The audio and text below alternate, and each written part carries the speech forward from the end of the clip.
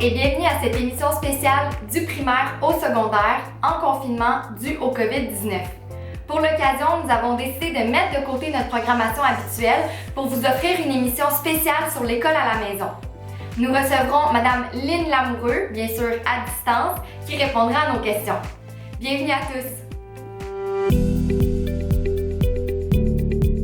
Bonjour Lynn, merci de participer à cette émission de chez toi. Alors, on le sait, le confinement, ce n'est pas évident pour personne. On a des parents qui travaillent de la maison, on en a d'autres qui, justement, doivent continuer de travailler car ils font partie des services essentiels. Enfin, quelle est l'importance d'une routine en confinement? Bonjour Audrey, merci pour l'invitation. Très heureuse de faire partie de cette émission-là de chez moi. Par rapport à la routine quotidienne, en tant qu'orthopédagogue et à mon avis, c'est extrêmement important en ce moment de confinement de mettre en place une certaine routine quotidienne. Vous savez, les enfants, même nous les adultes, on a à peu près perdu tous nos repères. Fait qu'en mettant une routine, quand on se lève le matin et quand on sait ce qu'on a à faire durant la journée, ben c'est très structurant, très sécurisant, mais aussi très motivant. Puis en même temps, ben ça permet aux jeunes d'acquérir des compétences au niveau de l'autonomie. La seule chose, par contre, il faut faire attention. Il ne faut pas mettre en ce moment une routine quotidienne très serrée, c'est-à-dire heure par heure, minute par minute.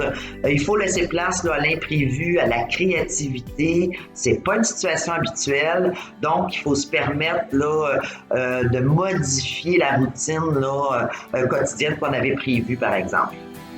Lorsque les parents souhaitent faire des exercices pédagogiques à leurs enfants, quelle est l'importance d'organiser cette étude? C'est très important. Dans le fond, le but, c'est de garder les enfants et les adolescents actifs intellectuellement. Alors, ce que je suggère, c'est premièrement de déterminer les moments où ils se sentent plus aptes à faire des apprentissages. Est-ce qu'il est mieux faire des activités très tôt le matin, dans le milieu de l'après-midi? Donc, de choisir des moments où il se sent le plus apte à faire des apprentissages. Ça, c'est une première chose.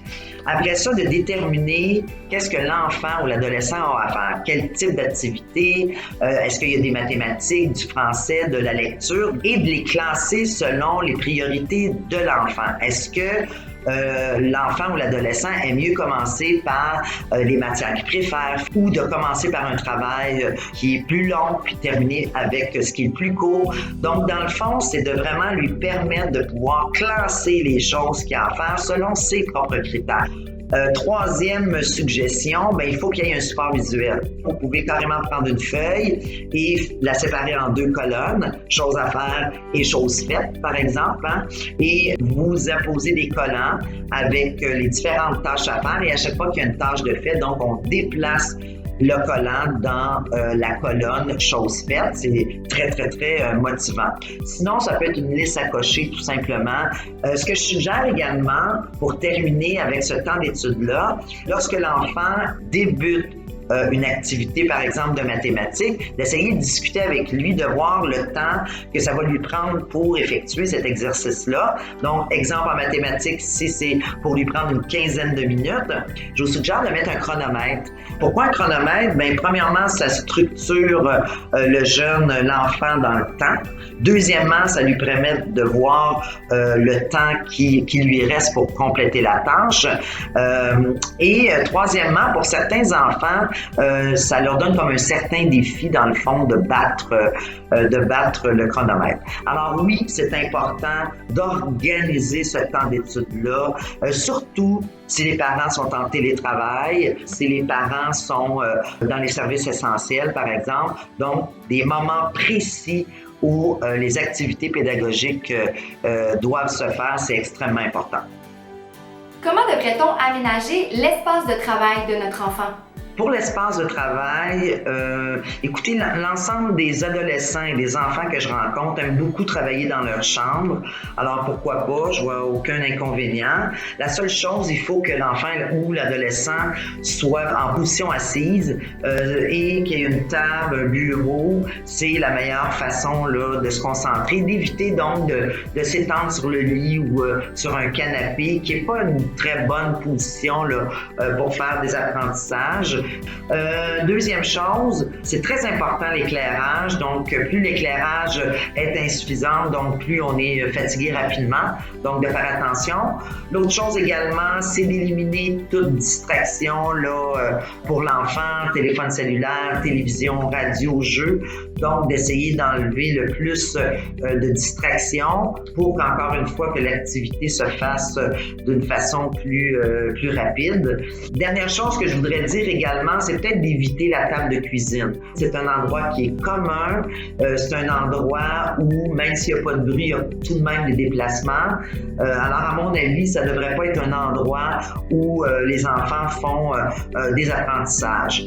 Combien de temps par jour devrait-on consacrer à ces exercices éducatifs? Tout dépend de l'enfant, je vous dirais, par rapport au temps à mettre dans une journée pour faire des activités pédagogiques. Par contre, ce que j'ai à dire à propos de ça, c'est qu'il faut faire attention de ne pas trop mettre de pression sur son enfant. Il faut encore être très conscient que c'est pas une situation qui est habituelle de faire des apprentissages à la maison. Vous savez que ce qui est démontré, c'est que le temps d'attention soutenue, sans arrêt, c'est à peu près l'âge de l'enfant plus 2 minutes. Alors, si votre enfant a à peu près 10 ans, plus 2 minutes, ça fait à peu près une douzaine de minutes. On peut arrondir à 15-20 minutes. Et après ça, lui laisser la possibilité de prendre des pauses. Donc, de faire 20 minutes d'exercice, d'arrêter de prendre une pause de 5 à 10 minutes et de recommencer une tranche de 20 minutes. Mais il faut faire attention. Naturellement, il y a d'autres critères qui rentrent en ligne de compte, mais en moyenne, je vous dirais, au primaire, après 20 minutes là, d'attention soutenue naturellement, je pense que c'est important de prendre des pauses. Quelle place doit-on prendre en tant que parent dans ce temps d'apprentissage? En ce moment, la place que les parents devraient avoir, c'est certainement pas la place d'un enseignant ou d'un pédagogue. Il n'y a aucun milieu scolaire qui demande à ce que le parent remplace l'enseignant. Je pense que les parents, en ce moment, devraient simplement être des accompagnateurs, devraient être là pour organiser dans la journée le temps là, de travail avec son enfant. Il devrait donc faire un suivi quotidien, mais certainement pas d'avoir le rôle d'être un enseignant ou d'être un pédagogue. Est-ce important de consacrer du temps à l'activité physique dans ces journées? Oui, c'est tout à fait important. Il faut continuer à bouger. Si on veut que les enfants et les adolescents continuent à faire des apprentissages et restent concentrés sur les activités pédagogiques, il faut bouger. Alors, ne serait-ce que d'aller dans la cour, d'aller sur le balcon, de prendre une marche, de sortir la bicyclette. Donc oui, il faut vraiment bouger. Il y a beaucoup de sites Internet, de toute façon, qui proposent des activités à faire à la maison. Alors, il faut continuer tout en respectant le confinement et surtout la distanciation sociale. J'espère que cette émission vous a plu.